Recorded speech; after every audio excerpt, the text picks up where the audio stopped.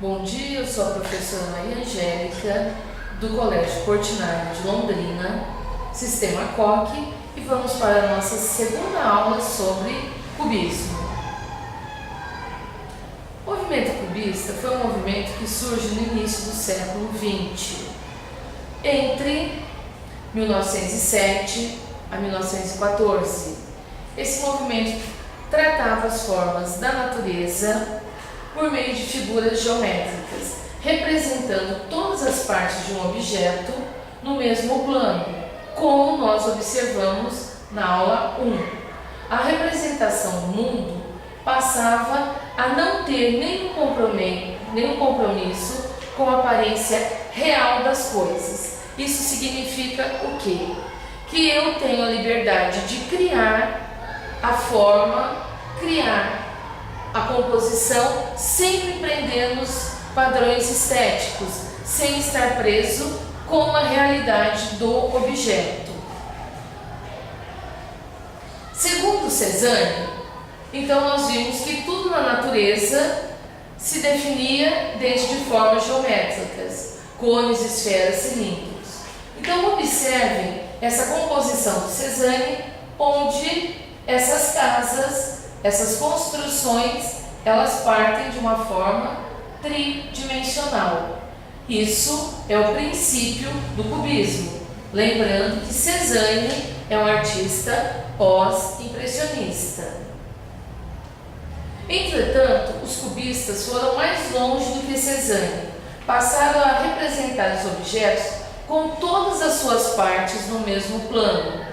É como se eles estivessem abertos e apresentassem todos os lados no plano frontal em relação ao espectador. Na verdade, essa atitude de decompor os objetos não tinha nenhum compromisso de fidelidade com a aparência real das coisas. Lembrando que o artista ele não se prende na cópia do objeto perfeito, e sim a percepção da forma, principalmente da forma geométrica bidimensional. O cubismo foi, na verdade, uma nova expressão que estava inserido em um momento de transformação cultural e intelectual. O pintor cubista tenta representar os objetos em 3 dimensões numa superfície plana, sobre formas geométricas com predominâncias das linhas retas. Isso é como eu pegar o objeto tridimensional, abrir esse objeto e em cada parte do objeto eu vou estar observando uma coisa. E essa coisa, a hora que eu monto, ela me dá a ideia da terceira dimensão. E quando ela está aberta, está plana, eu tenho uma visão do todo. Porém, esse todo, ele não é real, ele é a fragmentação do objeto. Não representa, apenas sugere a estrutura dos corpos e objetos, que são representados como se houvesse movimento em torno deles, sobre todos os ângulos visuais, por cima, por baixo, mantendo a percepção de todos os planos e volume.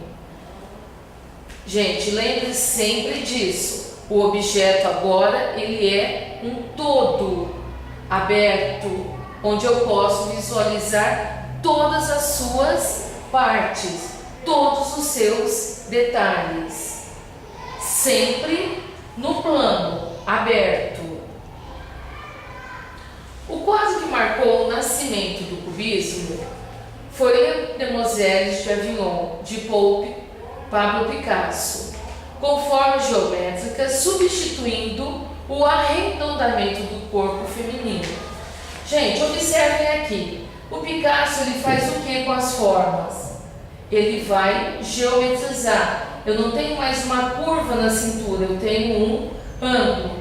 O rosto, ele já não é mais arredondado, e sim, ele é geométrico. Os seios também são ângulos.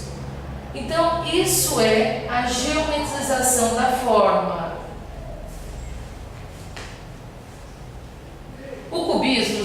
divide em duas fases: cubismo analítico e o cubismo sintético. Pessoal, eu quero que vocês observem que o cubismo analítico, ele trabalha a forma analisando partes por parte. Isso quer dizer que eu vou fragmentar cada pedacinho do objeto que eu estou observando. E essa fragmentação me passa a ideia de um espelho que foi quebrado, aonde eu não tenho mais a noção do todo, e sim as partes fragmentadas que deformam essa imagem. Então, para que a gente possa entender melhor o cubismo analítico, nós vamos observar a obra à frente. Nessa obra de George Braque, eu tenho a visão do que é o cubismo analítico.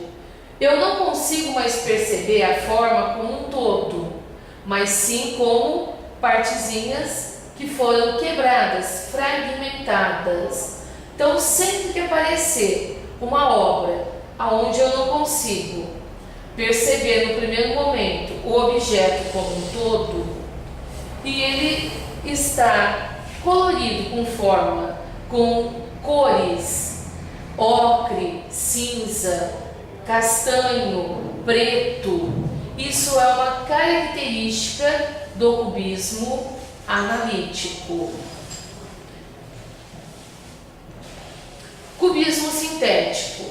O cubismo sintético, ele vai resgatar a forma do objeto. Isso quer dizer o quê?